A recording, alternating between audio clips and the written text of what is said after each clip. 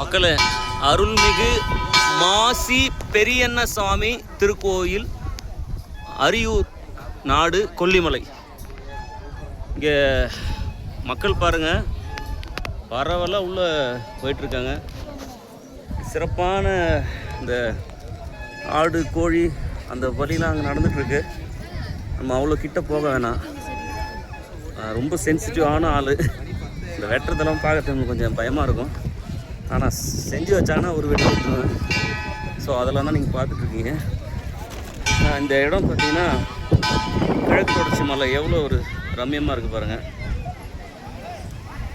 அந்த வியூவிலேருந்து